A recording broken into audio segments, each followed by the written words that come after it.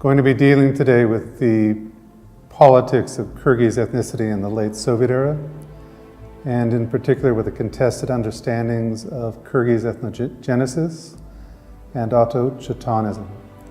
Autochtonism was the idea that Soviet ethnic groups originated in the territory that they presently inhabited.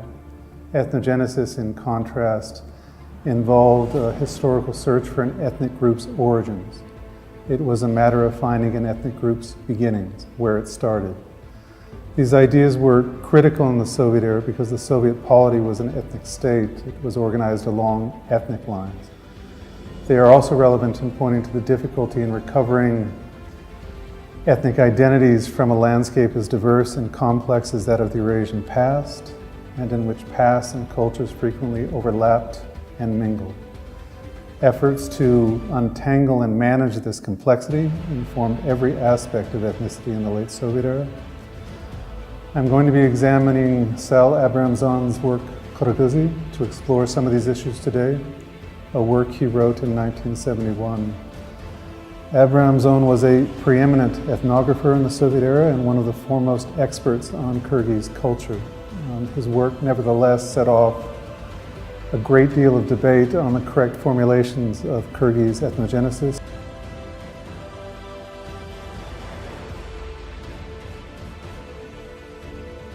And autochtonism, and also highlighted the perils of scholarship in the highly charged ethnic landscape of the Soviet Union.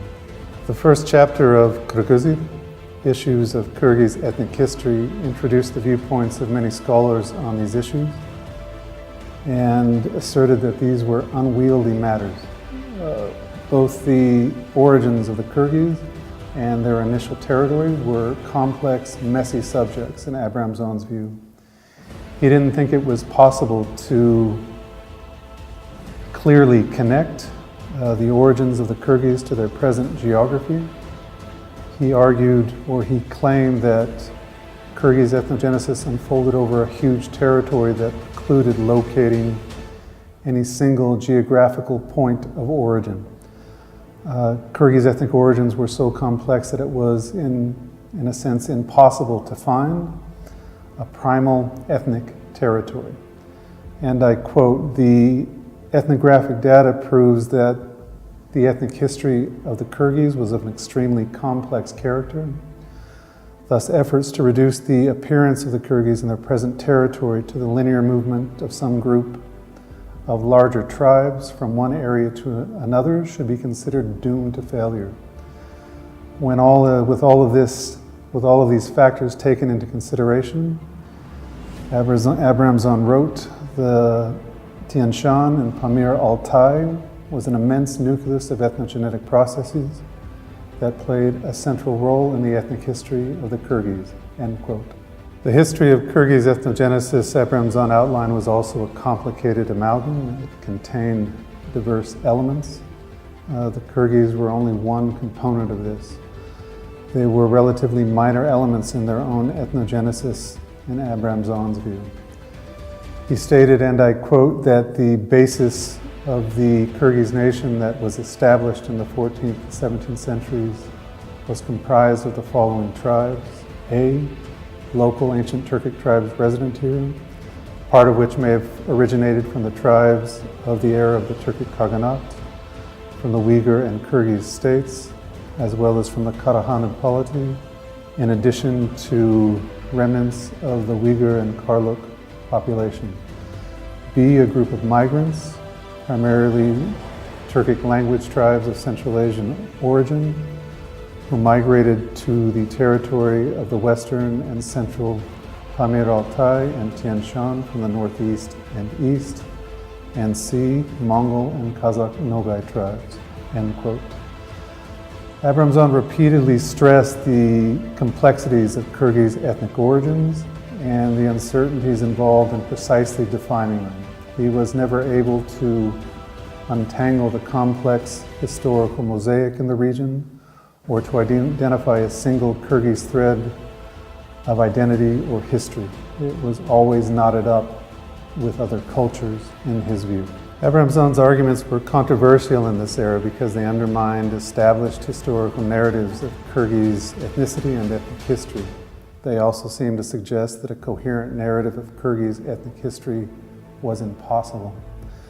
The entirety of the Soviet polity was based on the idea that it was conceivable to take the diverse landscape of the Eurasian past and separate it into ethnic geographies in which each ethnicity was firmly rooted in its historical territory. Soviet policy assumed that it was feasible to put everything in its correct ethnic place. It was possible to untangle the complexities of ethnicity in the past. Local Kyrgyz scholars found Abramzon's arguments particularly unsettling. They claimed that the Kyrgyz ethnic geography he drew was so vast and encompassed so many diverse cultures that it erased anything uniquely or definitively Kyrgyz about it. It offered no definite geography to the Kyrgyz people. They were merely a minor element in a confused ethnic territory. A number of Kyrgyz scholars characterize Abramzon's statements that the Kyrgyz were established in the immense spaces of the Tian Shan and Pamir Altai to mean that they were established everywhere, which translated as nowhere. That is, that it was spread over such a wide space, there was no way to pinpoint or locate definitive Kyrgyz ethnic origin. Their conception of Kyrgyz ethnic origins was far more specific, and I quote, "The ethnic territory of the formation of the Kyrgyz, as is well known, is historically the entirety of the Tian Shan, or more precisely, the territory of the present-day Kyrgyz SSSR.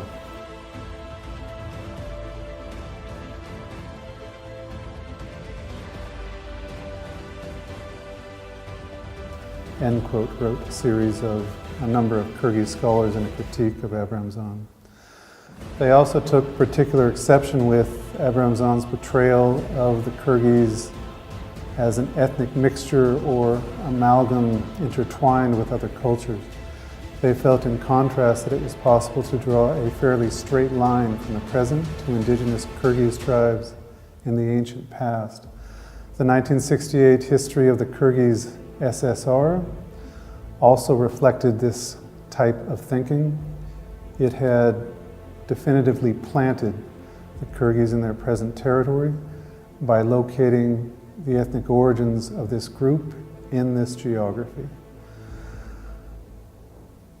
Abramzon's work then is relevant in this era because it highlights the politics of ethnicity, and more than that, because it underlines the complexities and contradictions inherent in the ethnic organization of the Soviet state. Soviet civilization put a lot of emphasis on ethnic scholarship under the assumption that it could make sense of the polity's immense human and historical diversity.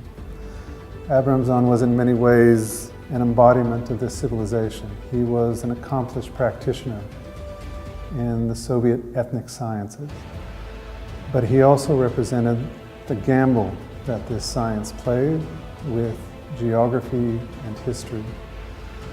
The Kyrgyz past and topographies that Abramzon studied never matched precisely with the maps and histories of his era. Abramzon was a scholar committed to the ethnic understanding of the past, and especially of the Kyrgyz past, even as that past exceeded his ability to accurately represent it.